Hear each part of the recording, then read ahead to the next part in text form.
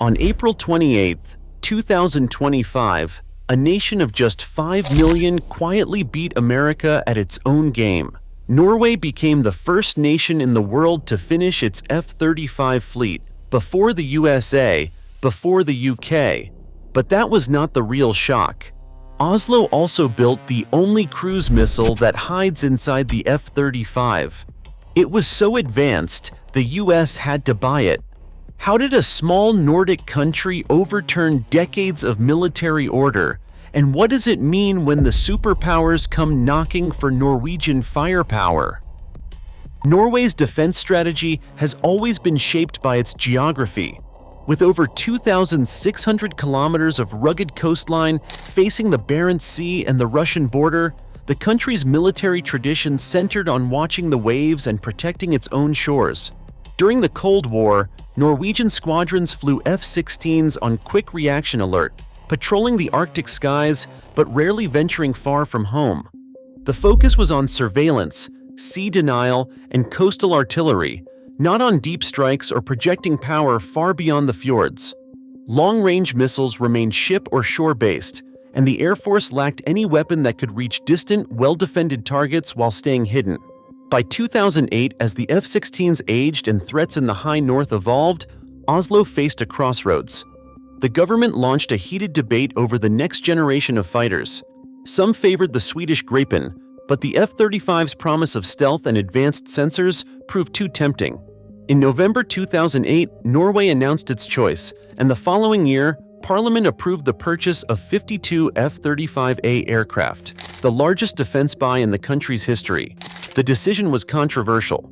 Leaked U.S. diplomatic cables hinted at intense American lobbying, while critics at home questioned the cost and worried about dependence on foreign technology. Yet one issue stood out. Norway had no indigenous stealth-compatible missile to match its new jets.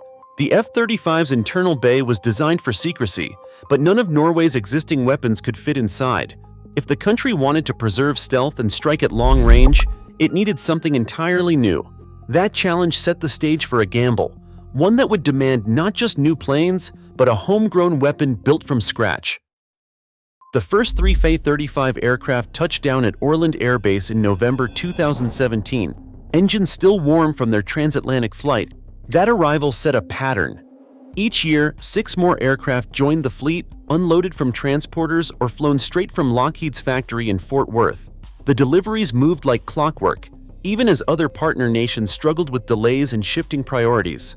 By the end of 2019, the Norwegian Air Force declared initial operational capability, 15 jets ready for real-world missions, crews trained, maintenance lines humming.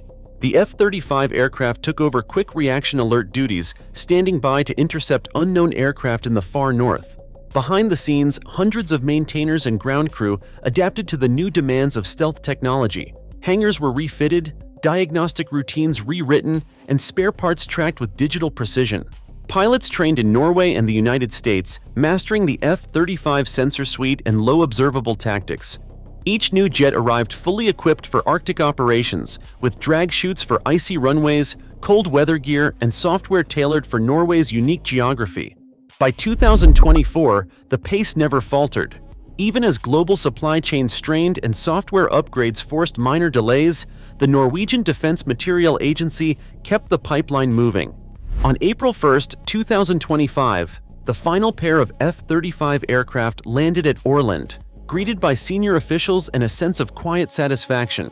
52 aircraft delivered on schedule with every milestone met. For a country of 5 million, it was a demonstration of focus, discipline, and a defense sector working in step from the first contract to the last, bolt tightened. In October 2024, Norway's parliament approved a sweeping modernization package worth about 1.24 billion euros, shifting the country's F-35 program from delivery to full next-generation capability. This new investment was not just about keeping pace with technology, it was a deliberate move to ensure the entire fleet could operate at the highest standard for years to come. The package funded upgrades to the fleet's computing core, known as Technology Refresh 3, and paved the way for Block 4 software that unlocks advanced sensors, electronic warfare, and seamless integration with the most sophisticated weapons in development. At the same time, Norway was joining a global community of F-35 operators. By early 2025, around 1,150 F-35s were flying from 48 bases in dozens of countries, logging over 1 million hours in the air. The United States planned for more than 2,400 jets, but even the largest partners were still waiting on their full deliveries. Norway, with just over 5 million people, became the first to complete its entire order, demonstrating that a small nation could not only keep up, but set the pace for the world's most advanced fighter program. Defense officials in Oslo described the upgrade as a necessary step, not a luxury. The goal was to prepare the fleet for weapons and missions that did not exist when the first jets were ordered. With the funding secured, Norway's F-35s were ready for a new era, one defined not by numbers alone, but by the ability to field cutting-edge technology and homegrown solutions on the front line.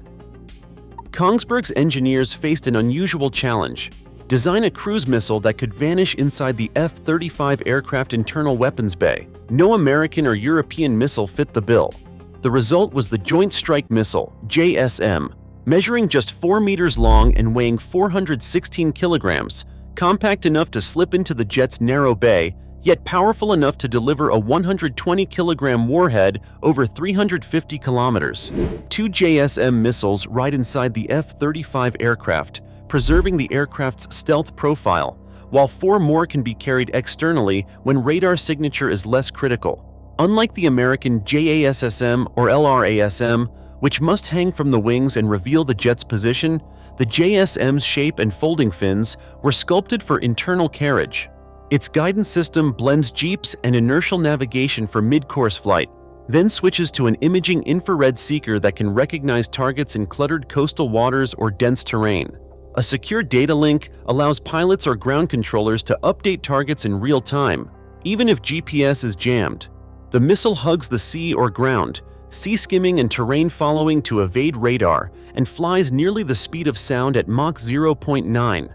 Every design choice, from the stowed fins to the autonomous seeker, was made to give Norway's F-35 aircraft a weapon that could strike far, stay hidden, and outsmart defenses.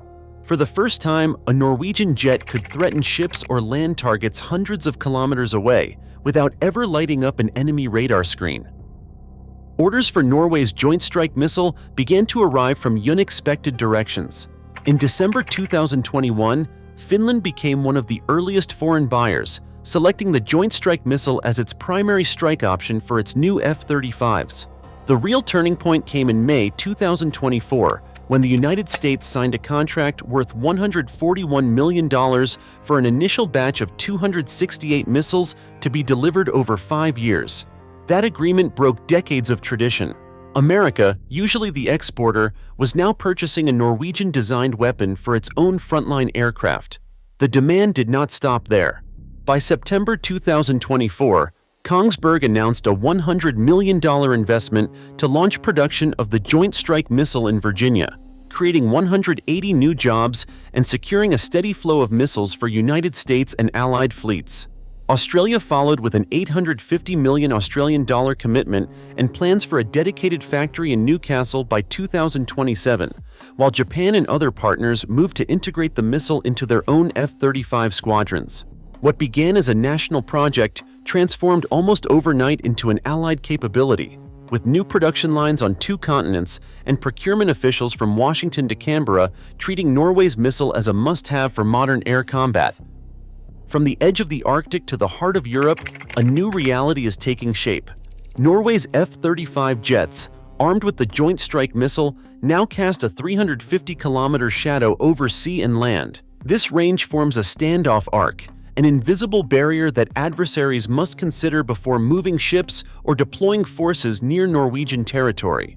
For the first time, planners in Oslo can credibly threaten targets far beyond their own coastline, while staying well outside the reach of most enemy defenses. The implications stretch well beyond simple numbers. With each aircraft carrying 2 Joint Strike Missiles internally, Norway can launch precision strikes without breaking stealth. When needed, 4 more missiles can ride under the wings for a total of 6 per jet. This creates a deterrent effect usually associated with much larger powers. As one senior officer put it, These are capabilities previously reserved for major powers.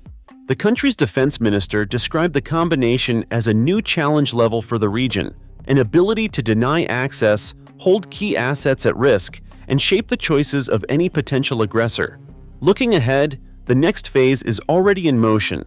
By 2027 or 2028, the full suite of Block 4 upgrades will arrive, unlocking even greater networking, electronic warfare, and targeting precision. The F-35 and the Joint Strike Missile will not just operate as isolated tools, but as part of a connected web, able to share data, coordinate attacks, and adapt in real time. For Norway and its allies, the message is clear. The days of small states being limited to their own shores are over. The reach now extends far beyond the fjords, and the world is taking note. In a world where military innovation defines alliances, Norway's leap isn't just symbolic, it is strategic. When superpowers buy from small states, the balance shifts.